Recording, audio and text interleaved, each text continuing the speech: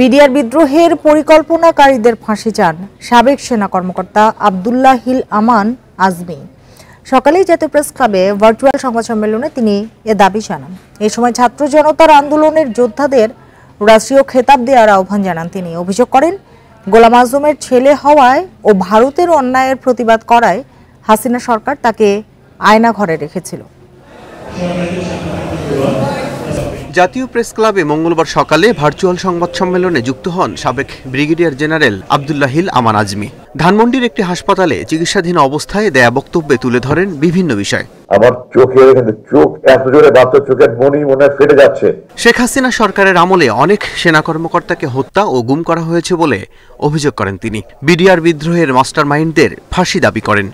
আমার 57 জন শহীদ, বিডিআর নির্মম হত্যাকাণ্ডে 57 জন শহীদ বীর ভাইয়ের রক্তে বদলা চাই। কোরআনে আছে, খুনের বদলা খুন। আমার এই 57 জন আমার কলিজার টুকরা ভাই। জাতীয় সংগীত ও সংবিধান পরিবর্তন দাবি করে তিনি বলেন, এই সংবিধান জনগণের সম্মতি নিয়ে করা হয়নি। প্রশ্ন তোলেন মুক্তিযুদ্ধে শহীদের সংখ্যা নিয়েও। শেখ মুজিব সাহেব উনি 3 লক্ষ বলতে গিয়ে 3 মিলিয়ন বলেছেন এবং এটাই 30 লক্ষ হয়ে গেছে। তিনি অভিযোগ করে বলেন, জামায়াতে ইসলামীর সাবেক আমির গোলাম আজমের ছেলে হওয়ার পাশাপাশি ভারতের অন্যায়ের প্রতিবাদ করায় হাসিনা সরকার তাকে আয়নাঘরে গুম করে রেখেছিল। তাদের বড় ভয় ছিল আমি ভারতের বিরুদ্ধে এত সোচ্চার। আমি যে খাঁটি দেশপ্রেমী হিসেবে এখনো বলছি, আমি সৎ প্রতিবেশী বন্ধু চাই, কিন্তু যে বন্ধু আমার ক্ষতি করে তাকে আমি শত্রু ছাড়া বন্ধু ভাবতে পারি না।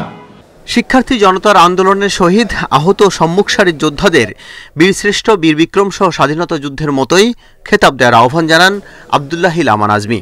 এছাড়া অন্তর্বর্তী সরকারকে নির্বাচন দিতে রাজনৈতিক দলগুলোর চাপ তৈরি করা উচিত নয় বলেও মন্তব্য করেন তিনি। কোনো রকমের কোনো চাপ দেবেন না আপনারা, কোনো রকমের। আল আমিন হক, ইন্ডিপেন্ডেন্ট নিউজ, ঢাকা।